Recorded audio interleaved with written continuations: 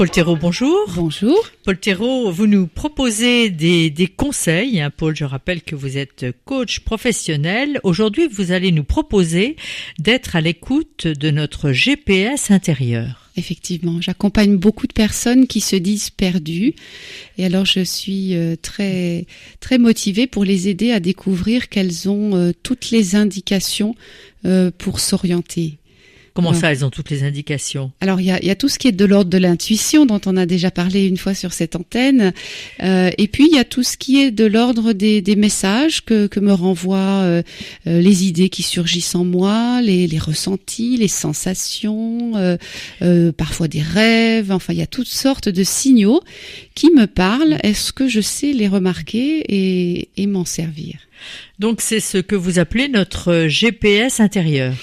Oui, intérieur, et là c'est vraiment important parce que quand les personnes arrivent en disant qu'elles sont perdues, c'est qu'elles cherchent et elles sont perdues parce qu'elles ont entendu beaucoup de conseils extérieurs, beaucoup d'avis. Elles ont aussi beaucoup laissé leur tête cogiter, voilà, et ça devient une cacophonie extérieure, intérieure.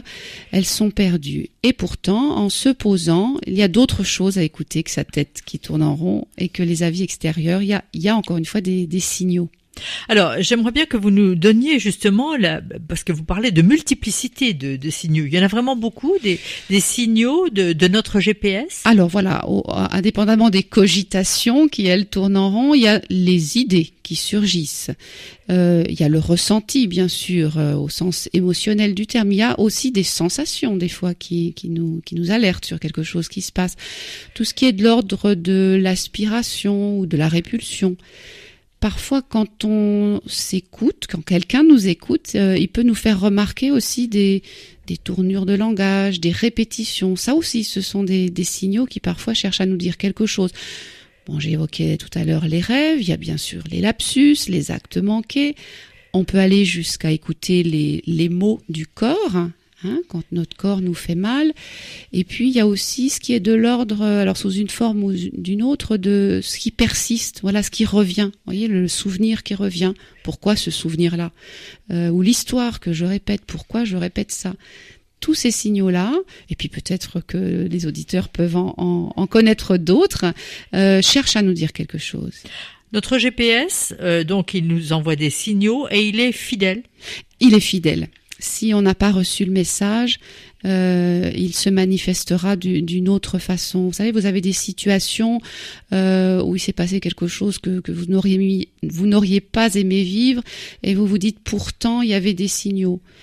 Et peut-être même que vous les avez entendus plusieurs fois, ces signaux. Vous ne les avez pas pris écoutés. Voilà, vous ne les avez pas pris au sérieux, mais vous vous rappelez qu'il y a eu des signaux. Et ils sont revenus. Et ils sont revenus peut-être sous des formes variées. Oui, notre GPS est fidèle. Alors, vous parlez de signaux. Il y a aussi des signaux du corps. Alors ça peut aller jusque-là.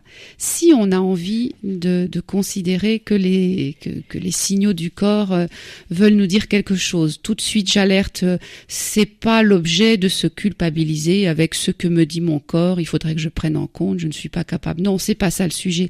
En revanche, si j'en ai la curiosité, voilà, je pense à une jeune fille qui a maintenant vraiment pris l'habitude, dès qu'il lui arrive quelque chose physiquement, d'aller, alors il y a plein de sites internet et il y en a pas un qui est bon, mais on peut comme ça explorer et voir si quelque chose nous parle. Ce jour-là, c'était ses mains sèches. Elle en avait marre de ses mains sèches.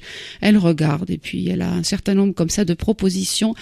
Pouf, il y en a une qui l'a fait fondre en larmes. Ça y est, elle a trouvé ce que ses mains sèches cherchent à lui dire. Donc il y a des symboles au niveau des signaux du corps. Oui. Les rêves aussi?